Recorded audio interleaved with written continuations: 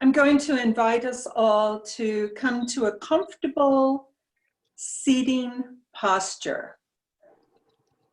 Now, sometimes when we're first learning to meditate, we're taught to keep our back straight. And I will encourage you to let your back be at ease rather than straight. The back naturally has a curve in the lumbar area, naturally has a curve in the cervical area. So to keep it straight is actually painful. So come to a posture that feels really comfortable for now. And once you've found that posture, I encourage you to take your head and rotate it on your neck.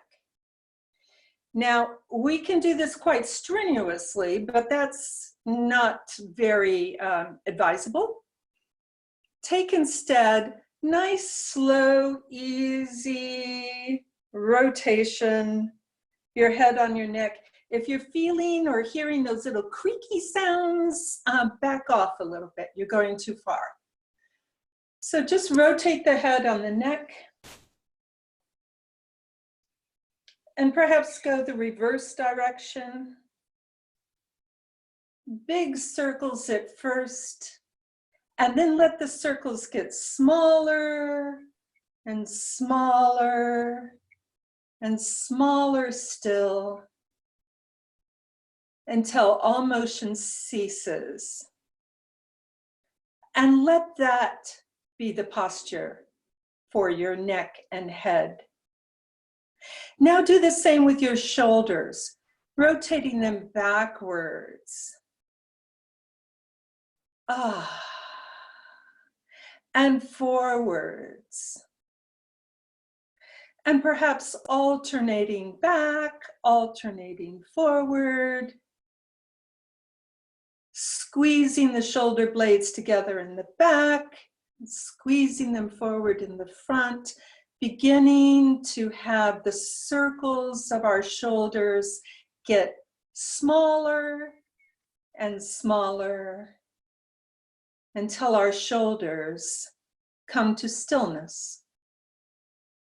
And let that be the correct posture. Now begin rotating your torso over your hips. Maybe in circles, maybe in a kind of side to side motion. Going in all directions you can imagine with your torso. Letting the circles become smaller and smaller until the torso comes to stillness. And let that be the posture for tonight.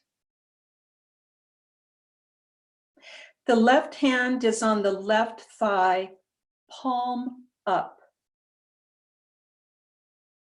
The right hand is on the right thigh, palm down. The forefinger and thumb make a little circle. If at any time during our practice this evening, you find your mind wandering or your body uncomfortable, return to these little circles, these little rotations, until you find the stillness once again.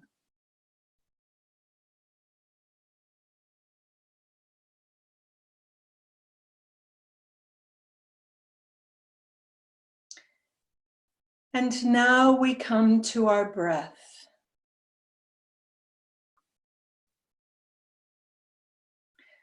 First, simply becoming aware of the breath. Not changing the breath in any way. Just bringing an awareness to it. The breath comes into the body and the breath leaves the body.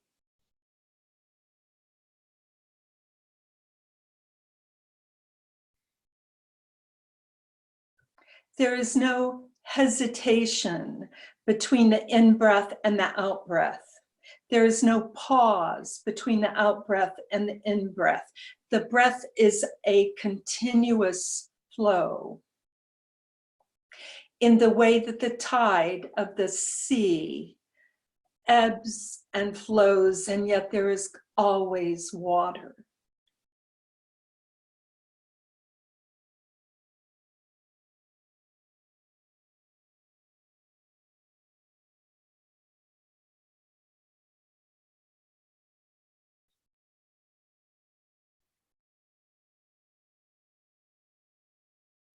Now, when we combine breath with our attention, our consciousness, we create a receptacle for prana.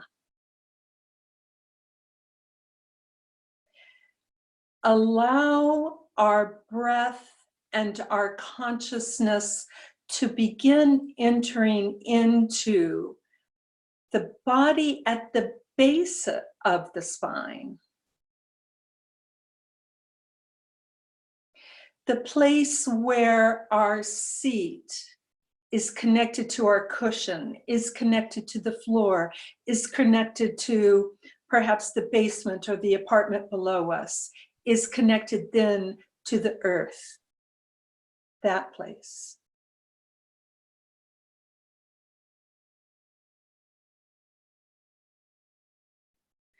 And we breathe in and out, utilizing our attention and our breath.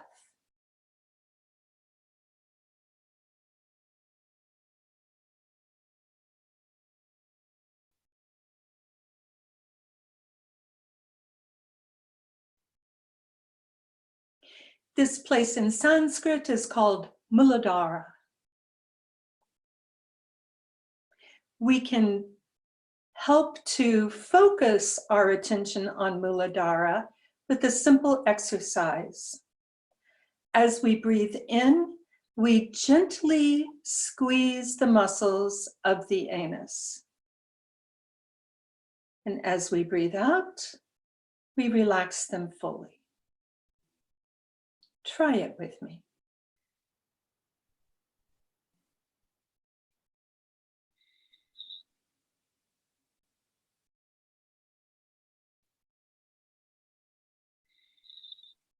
Now, I would encourage you to try to keep the muscles of your buttocks relaxed, to keep the muscles of your pelvic floor relaxed, to keep the muscles of your inner thighs relaxed.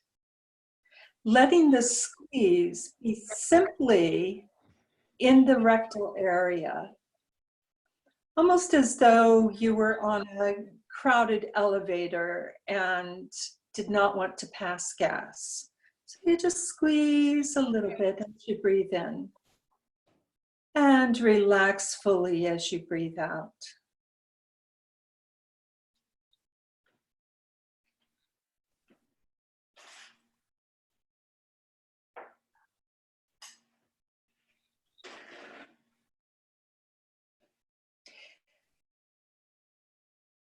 There are stories that abound about the Muladhara chakra. In fact, about all the chakras.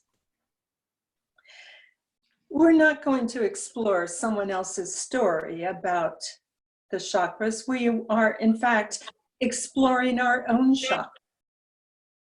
So the question is not, what do the experts say about the chakra? The question is, what do I feel? Squeezing on the inhalation, relaxing on the exhalation.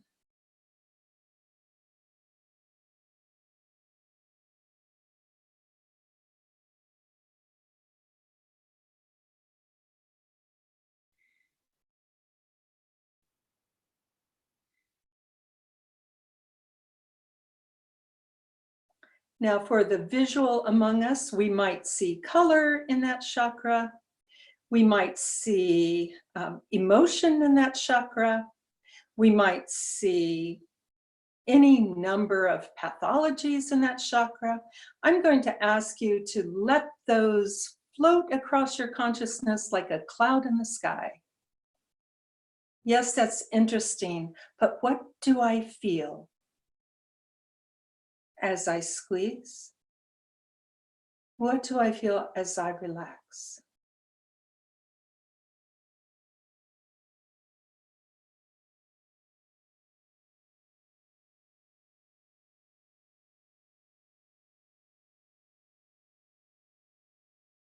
Now, at the top of the next inhalation, I'm going to invite you to become aware of the shift in breath between inhalation and exhalation. I am not inviting you to hold the breath. I am inviting you to bring awareness to the top of the breath. We breathe in and squeeze. We breathe out and relax. We breathe in and squeeze. We breathe out and relax. What happens in that place between breathing in and breathing out?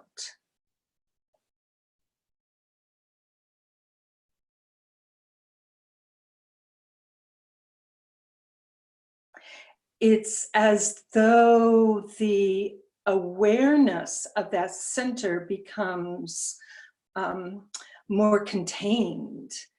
And yet, as it becomes contained, becomes more powerful, like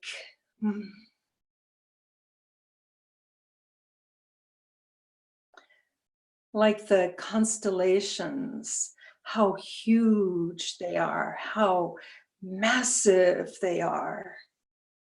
And the space is no longer confined simply to our bodies, but rather is swirling and filling up the space, certainly within the body in the plane of Muladhara, but also outside of the body. Squeeze on the inhalation, become aware of the transition, relax on the exhalation.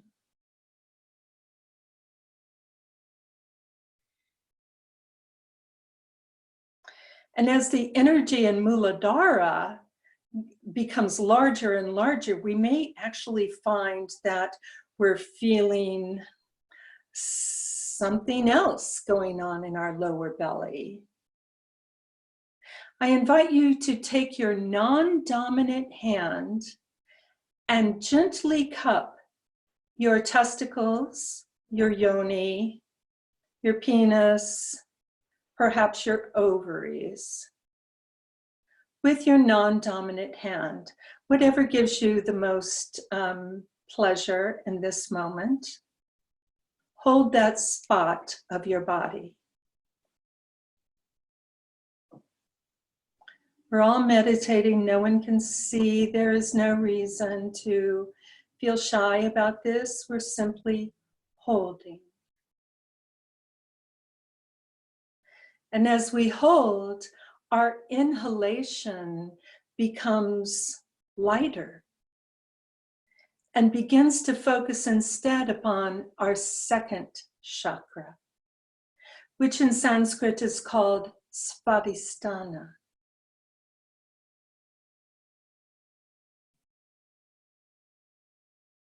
We are letting go of the squeeze of the anus and simply breathing in and out of that place where we have placed our non-dominant hand.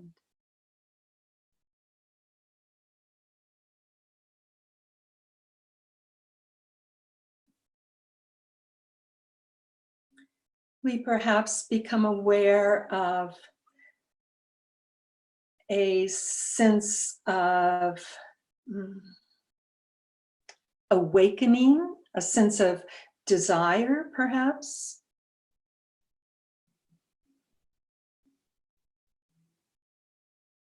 Just breathing in and out. If you're having trouble connecting with this chakra, you may gently pulse your hand lightly as though you were tapping. Not fast though, slow like this. Tap, tap, tap. In fact, the best rhythm is the rhythm of your heartbeat, if you can find that.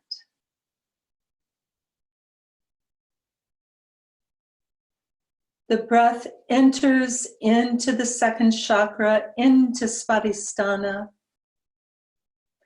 And at that place where the breath turns, we experience Svadhisthana. Svadhisthana begins to communicate. We begin to become curious.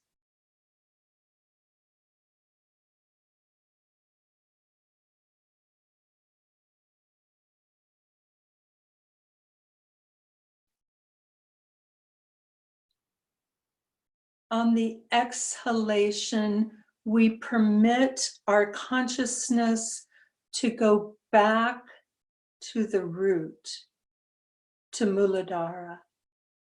On the inhalation, consciousness rises to the second chakra, Svadhisthana. Perhaps you're still tapping, great. Perhaps you've stopped tapping, that's good too. Whatever is happening is happening. The breath comes in Svadhisthana and exits Muladhara.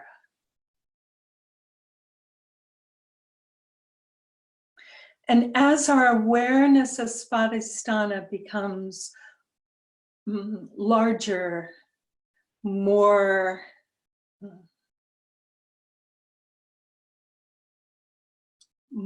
aware, more obviously aware,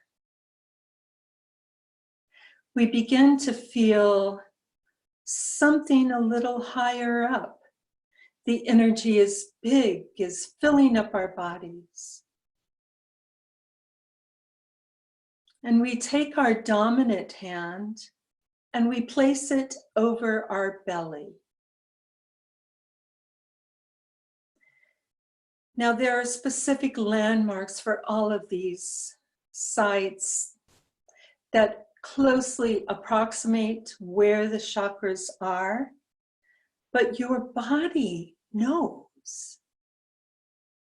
Wherever you put your hand is exactly the right place for that hand. And now bring your breath there. Breathing into the third chakra, which in Sanskrit is called Manipura. And breathing out of the third chakra.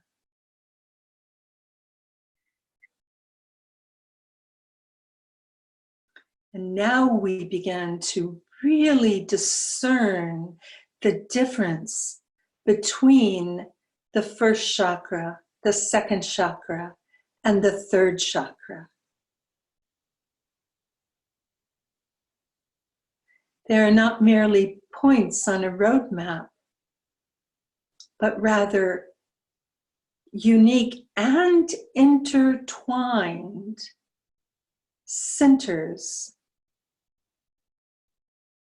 of conscious energy.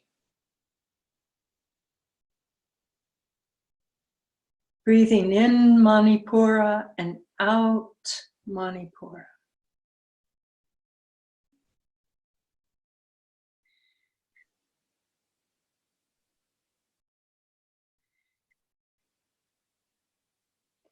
Our consciousness and our breath creating accommodation for prana.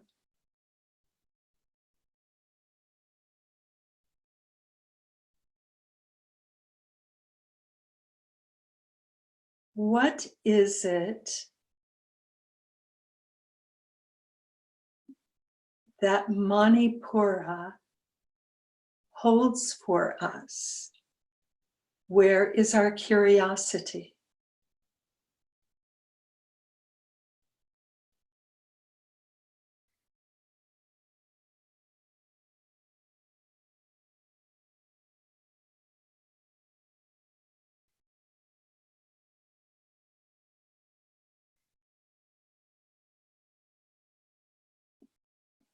Breathing in Manipura, now drop the breath back down to Svadhisthana, the second chakra. Breathing in the third, breathing out the second.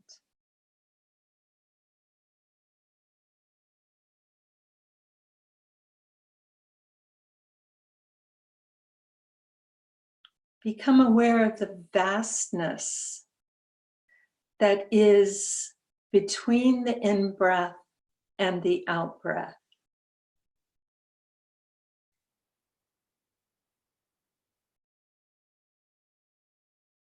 Let that vastness inform you.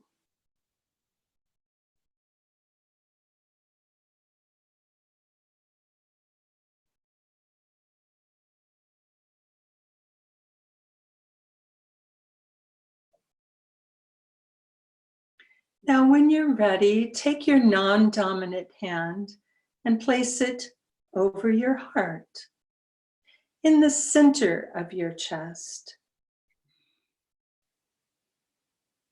Your body will know the right spot, the exact right spot. Breathing in the third chakra and out the heart. So we're breathing in the space covered by the dominant hand and breathing out the space covered by the non-dominant hand.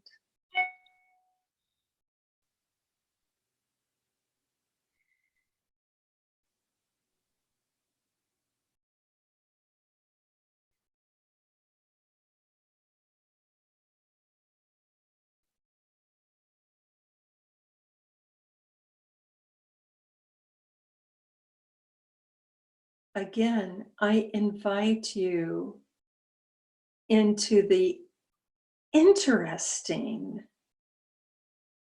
differences between the third chakra and the fourth chakra.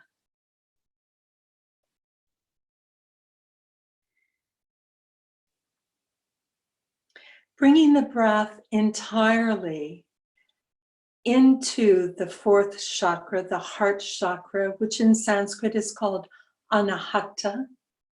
Breathing in and out.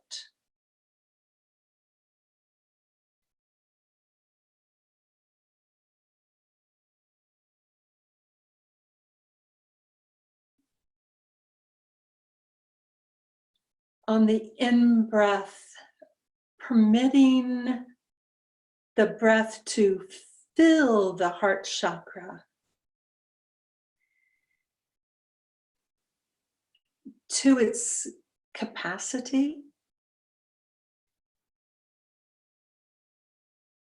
And on the out-breath, the heart chakra, anahata, radiates throughout the entire body.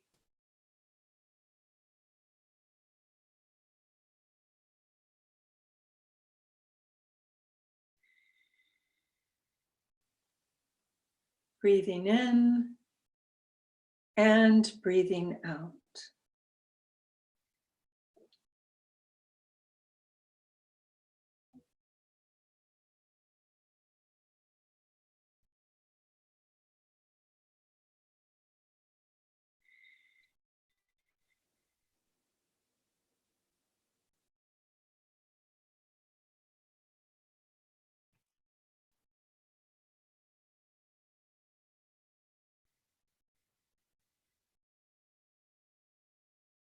On the next exhalation, permit the breath and consciousness to rise from the heart chakra to the fifth chakra, Vishuddhi. You can bring your dominant hand up to touch your throat lightly, if that's comfortable for you. Breathing in the heart chakra and out the throat chakra, out Vishuddhi.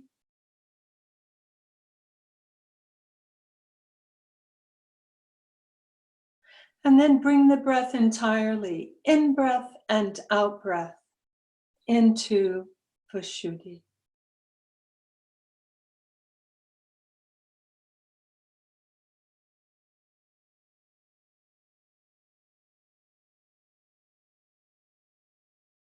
Let the in-breath fill Vishuddhi, let the out-breath radiate from Vishuddhi.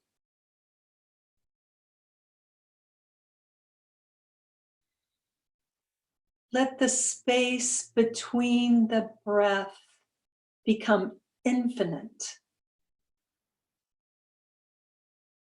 not holding. It's infinite without time.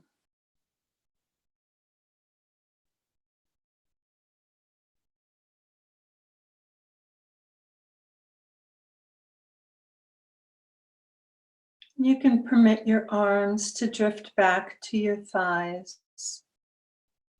Left hand on the left thigh palm up, right hand on the right thigh palm down. Permit the breath to migrate with consciousness up to the place where the nose meets the upper lip.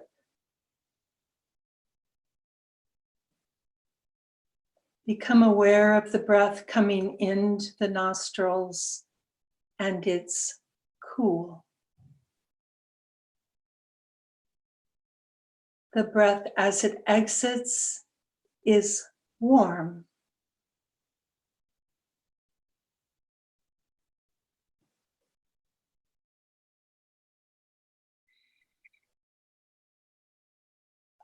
Permit your consciousness to follow your breath up the nasal cavity and back down again.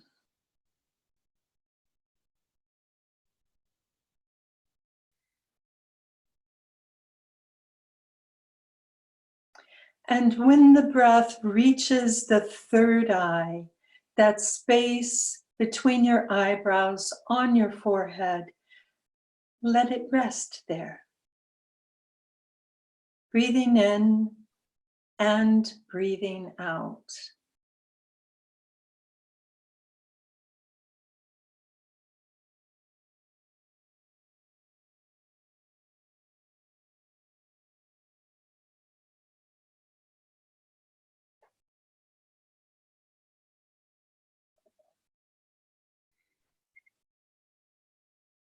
Your next inhalation, permit your consciousness and breath to begin migrating, sinking into the center that's deep within the brain.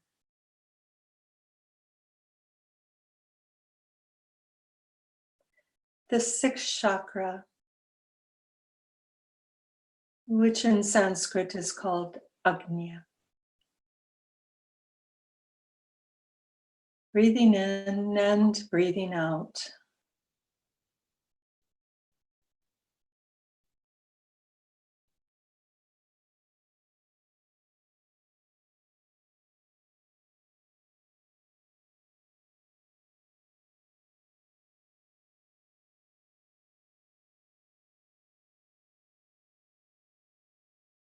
Now, from this place of Agnya, the breath and the consciousness, we can use our breath and consciousness to scan the chakras.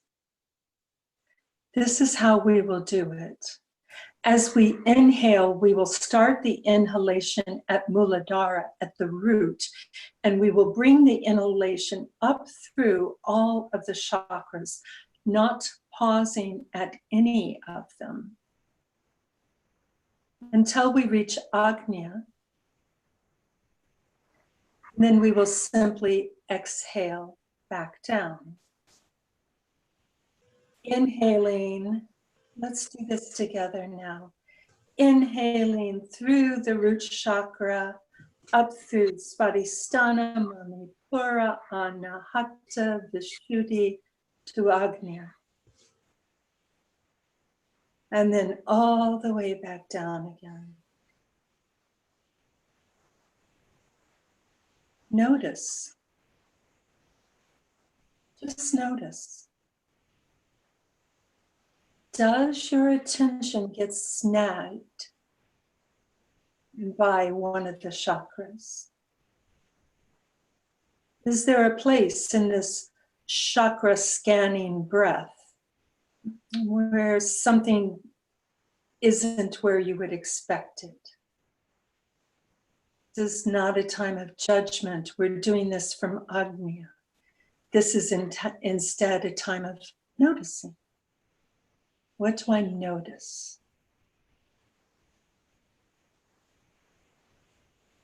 Take 3 more breaths like this.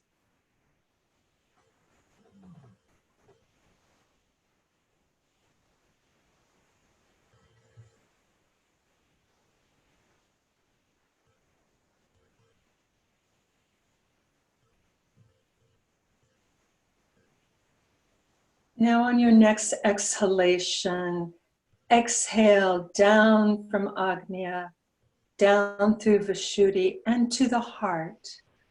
And let your exhalation leave from your heart chakra.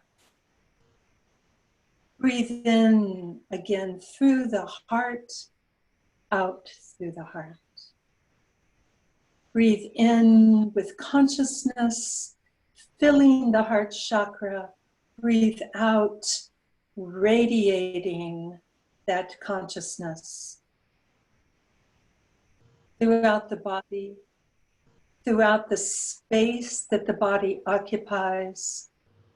Breathing in through the heart and out through the heart.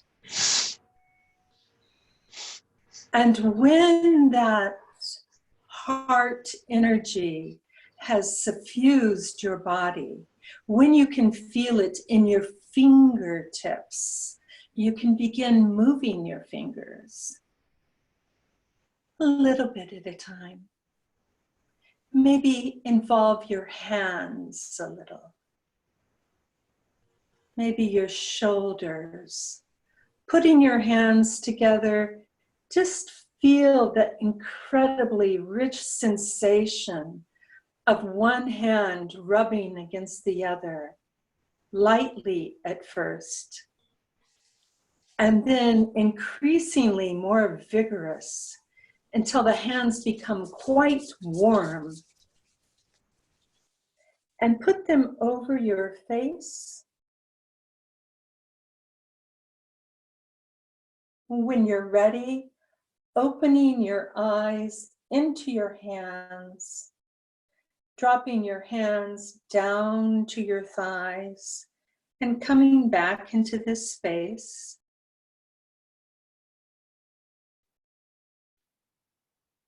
When you're ready, perhaps moving your legs, perhaps getting a little sip of water or tea.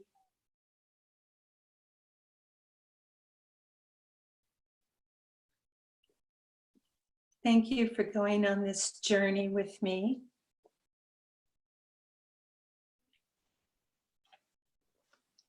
And when you're ready, Ravi ji is going to answer questions. Thank you for this opportunity to work with you. Thank you, Arabella. It's beautiful.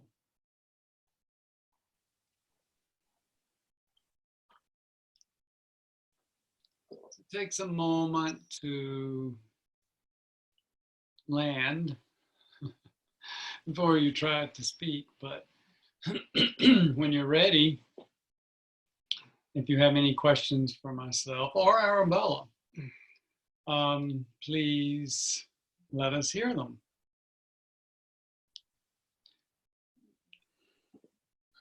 I just want to comment, as I often do, that there's no such thing as a stupid question.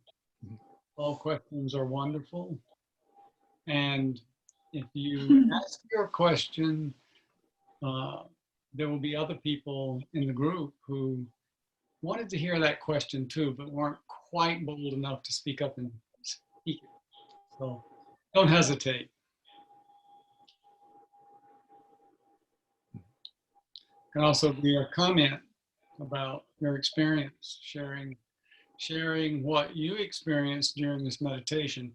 And that's really a gift to everyone, because if we can hear other people sharing, we learn from their experience as well as our own.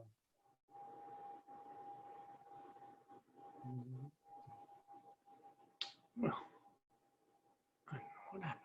Where did it go to? What happened?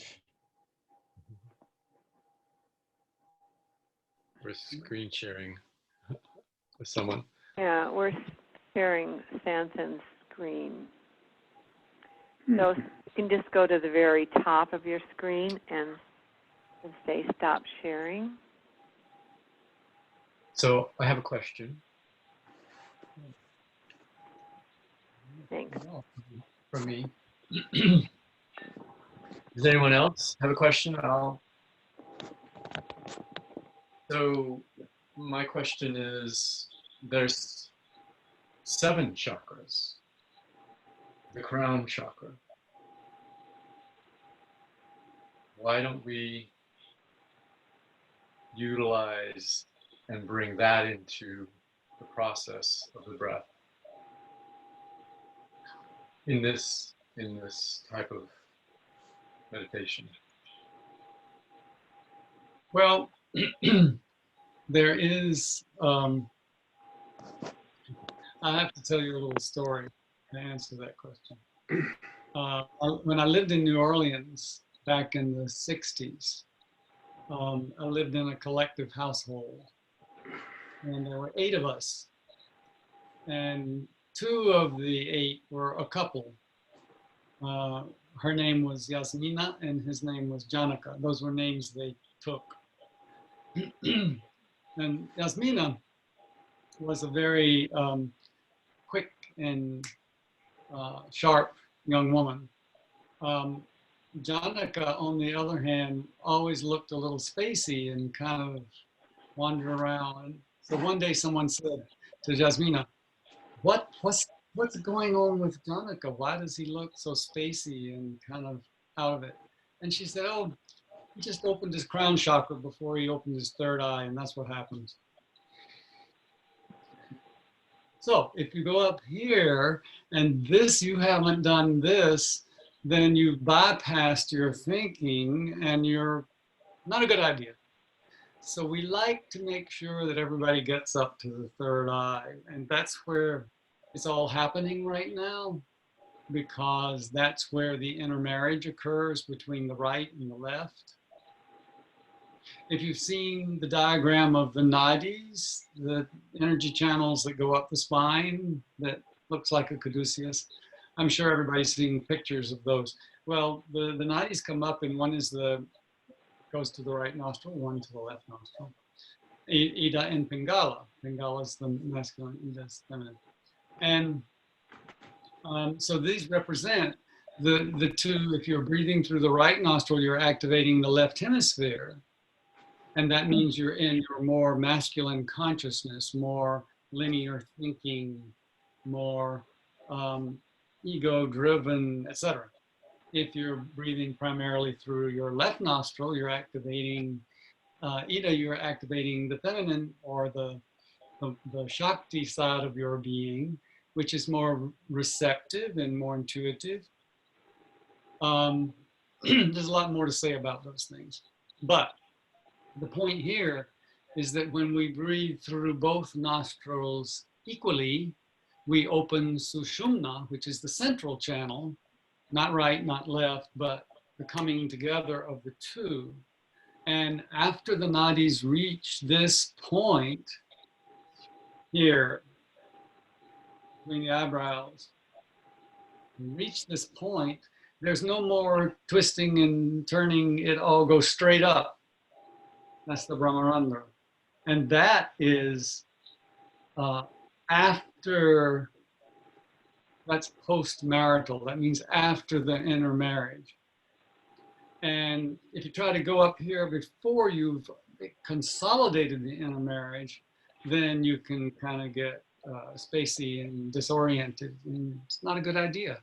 So we're just trying to get everybody up here and working on this inner connection between masculine and feminine. That is to say, in Tantra, we acknowledge that everyone has a right hand and a left hand. Everyone has a Shiva and a Shakti.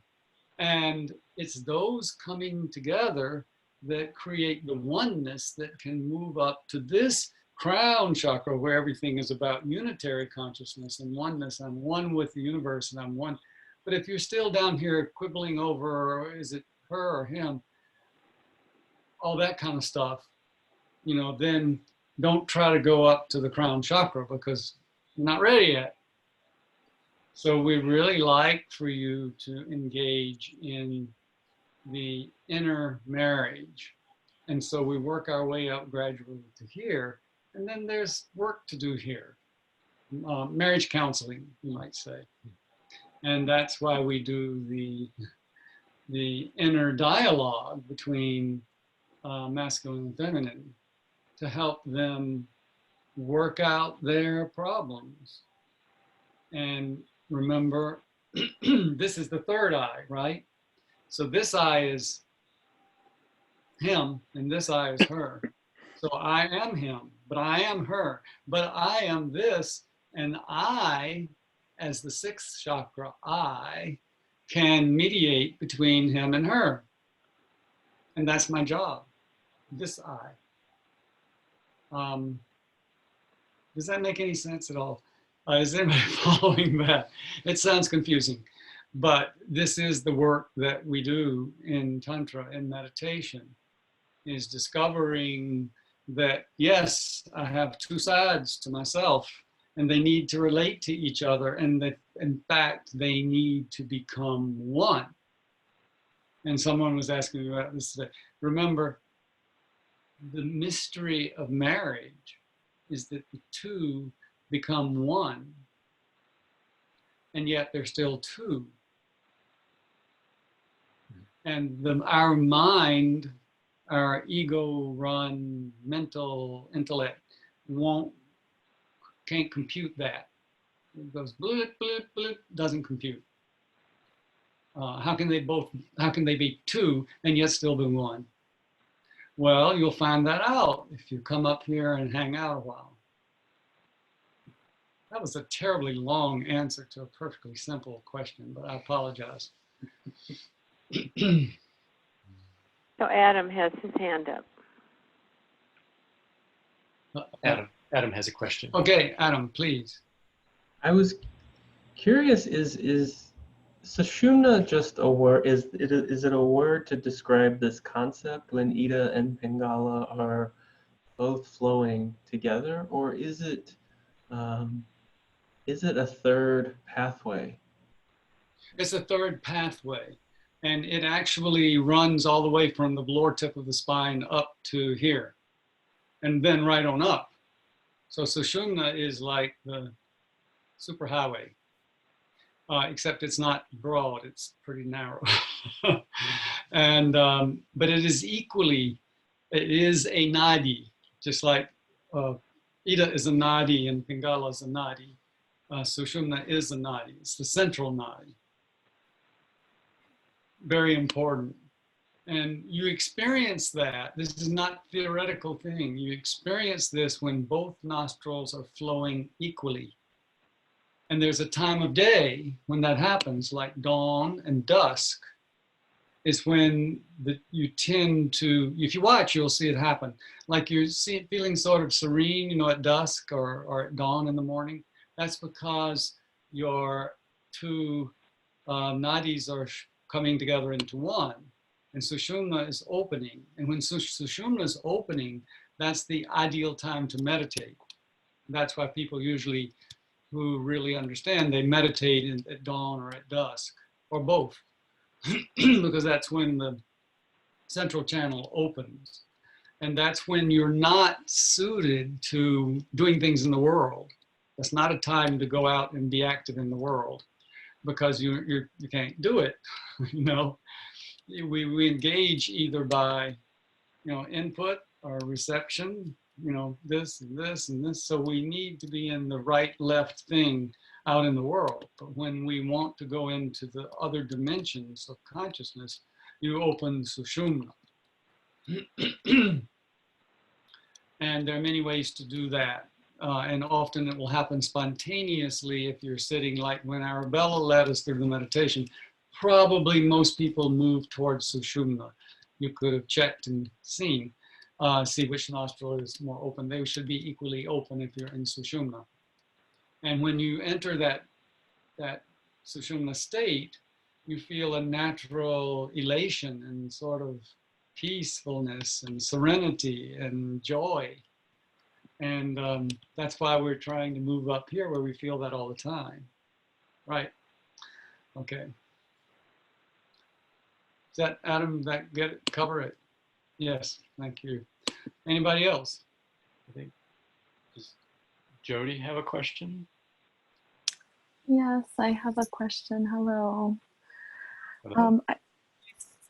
I was wondering, Swami Ravi, if you could speak a little bit about diet. This is not related to the meditation, but it's been on my mind a lot lately. It seems like during the quarantine, people have been joking a lot about, you know, gaining weight, and everybody has kind of like let go of any sort of diets or anything that they had been on. I, on the other hand, went in the completely opposite direction. I started a very intense diet that changed the way that I eat a little over a month ago. And I noticed there's some frustration for me around that, you know, seeing all the people around me eating all these delights and things that I ate before. And I'm just curious, I know that your teacher taught you a lot of Tantra through cooking, and I was just curious if you could say something about the role of diet in Tantra and in awakening in general. Yes, well, thank you, Jody. Yeah, that's, it's a very important factor.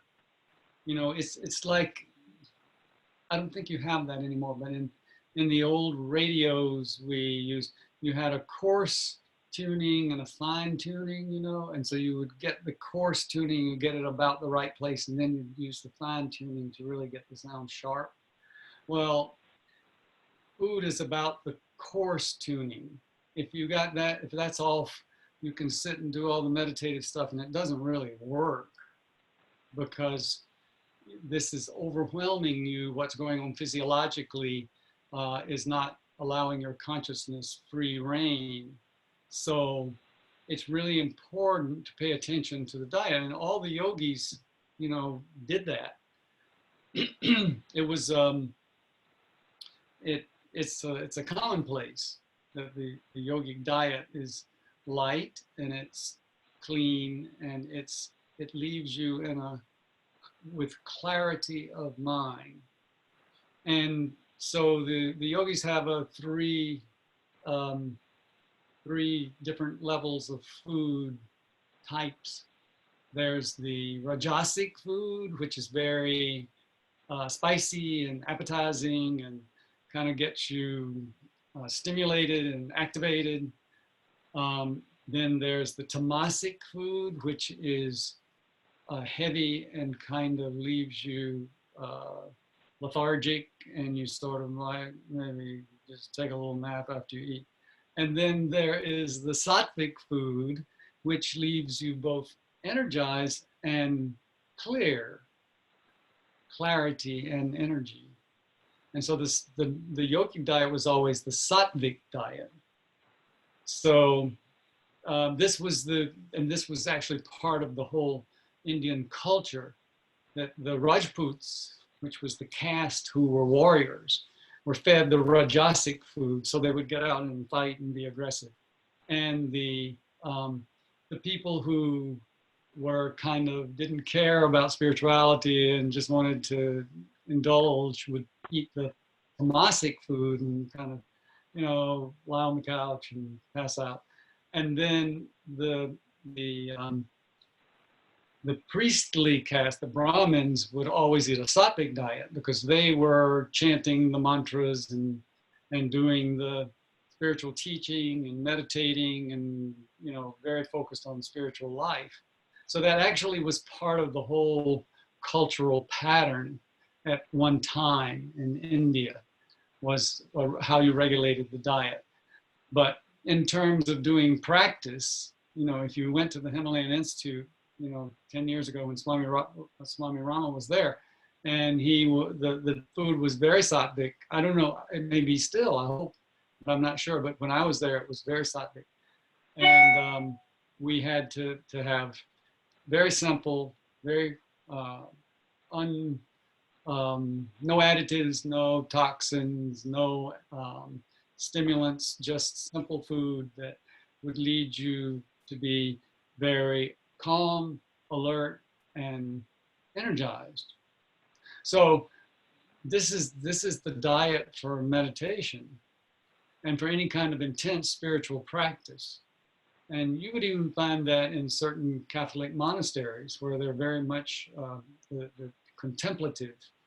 I went to year before last, I went to a monastery in South Carolina for a yoga event, and we ate the food that the people there ate. Is all vegetarian, very simple, very light food, and fresh and healthy. So health and spirituality. You see the words health and holy come from the same root. Heal, health, holy, all of these are related. You wouldn't know it to look at the hospital food, but the words are actually related. I'm laughing because at one time back in the 80s, when the holistic medicine was a whole new thing, and I knew all the holistic doctors, we knew each other. So someone decided to do a kind of survey and have each of us fill out what we ate, you know. And so we did, and I wrote down what I ate, and then I was living at the Himalayan Institute. And then this guy wrote me back and said, "Oh my God, you're the only one who really does it." And I was like, well, that's what they feed me here. I don't have any choice. But that's what I would have chosen, I think, anyway. So yes, diet is important. And, you know, always, Gandhi said, change your diet every 2 or 3 months. He was always trying different things. He was a naturopath. Mahatma Gandhi.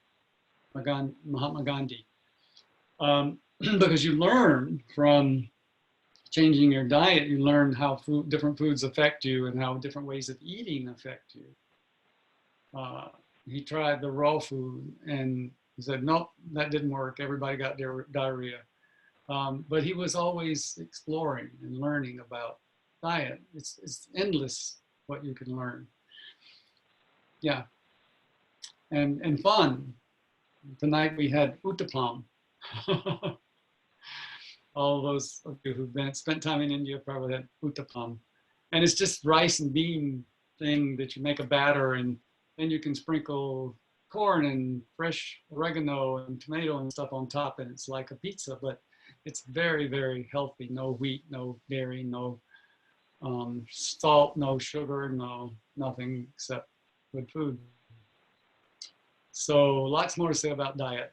And, you know, I don't like to talk about it so much because I already wrote 2 books on diet, and they're there, everything you need to know. If you want to look there, one is called Diet Nutrition and one is called transitioned to vegetarianism, and they were written a long, long time ago.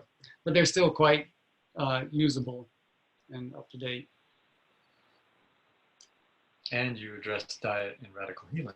Yes, and in Radical Healing, there's also a chapter on, a sort of simplified chapter on nutrition. And so I highly recommend that in these shelter at home days, you start cooking for yourself and exploring different foods. And even if you can't get everything you want, go out and see what is growing. This time of year, there are all kinds of fresh things to eat. You know, kind of wild foods, and it's a feast.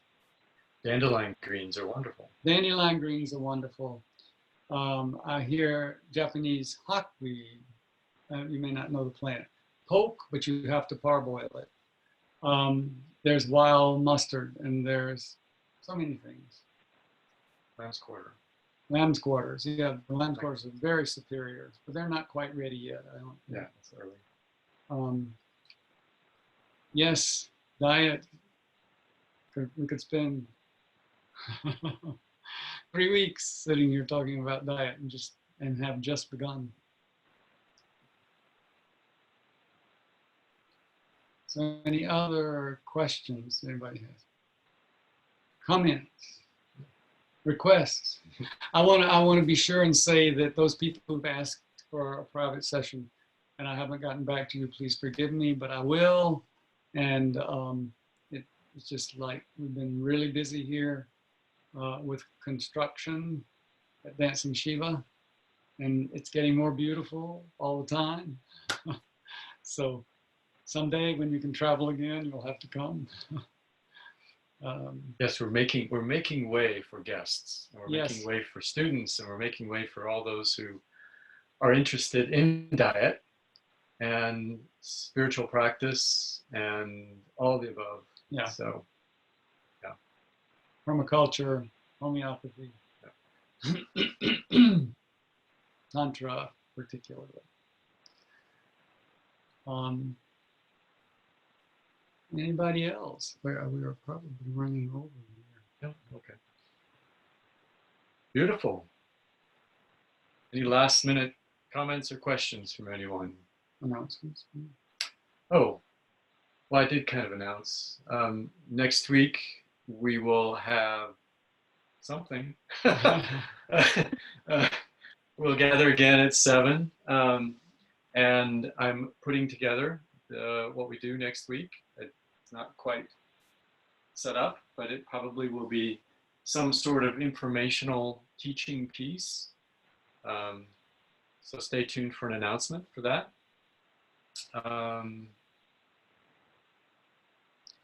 And take this inspiration that Arabella offered into your meditation practice this week. You can just do a day for each chakra. How about that? Fun. Yeah. Sometimes I imagine that the chakras are like a jungle gym. You know, you hang out here and drop down there and play an inside playpen, you know, playground. So enjoy. Yes. Wonderful. Thank you, Arabella. Thank you, Arabella. Yes. Thank you, Thank you, Arabella. Linda. Thank you, Linda, for setting this up. Sure. Thank you, Carol, for promoting it. Thank everybody for doing it without coming. That's even better. Sounds very country. Thank you. Okay. Hope to see you next week. Okay. Good night, everybody. Good night, Thank everyone. you for the questions. Night. Yes. Good night. Be well. Bye.